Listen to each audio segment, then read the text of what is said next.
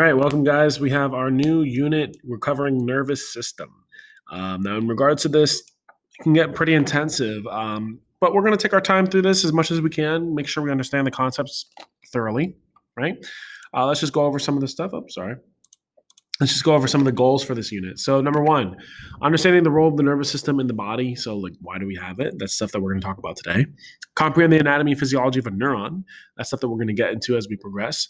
The neuron is considered the unit of the nervous system.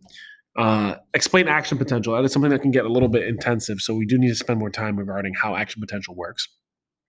Finally, recognizing the role of certain neurotransmitters, such as acetylcholine, which we learned back in muscular system, and there's others that we need to discuss, and identifying the differences found in the reflex arc. Reflexes can be pretty straightforward. They're not too challenging, in my opinion. So that's stuff that we're going to be able to conclude with pretty easily. Okay, what are the structures of the nervous system? So there are three major structures. We have the brain, spinal cord, and the peripheral nerves. The brain and spinal cord, no doubt, are the major players of the show, right? These are the ones that are going to be responsible for a lot of actions of your body. And literally, we have a whole chapter dedicated to this stuff called central nervous system or nervous system part 2. Peripheral nerves, though, are still important. Those are the nerves that are found throughout the rest of your body, right? So that's equally important. What is the function of the nervous system? So first of all, it's a master controlling and communicating system. So what do we mean by that? Literally, it's controlling every organ, every system that we see at the bottom here too, but it's also responsible for communication. You want to make sure that if you, for instance, step on a Lego, your foot is going to send the signals of pain all the way through your head, into your spinal cord, into your brain, and in order to interpret what that pain is, and then you're going to respond accordingly. So communication is very important because that communication occurs within split seconds. Recognizes and coordinates the body's response to changes in the internal and external environment. That is also very important. So identifying that there's a change surrounding you on the external side, and then also identifying that there are internal differences changing as well. That's all relevant to how the nervous system functions and what the nervous system does.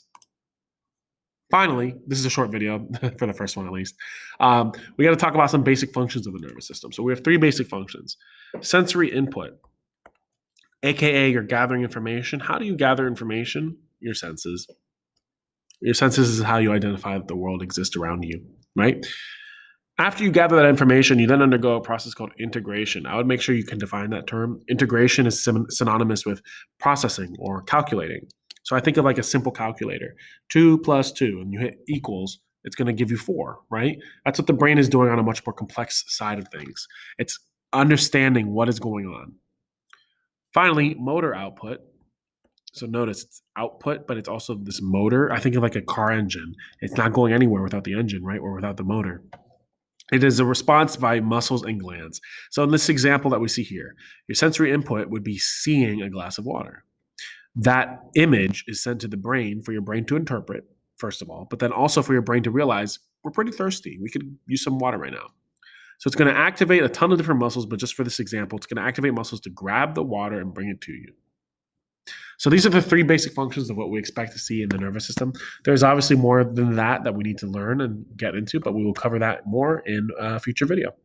So guys, thank you for tuning in. Very easy, basic warm-up video, right? I'll see you guys in the next one.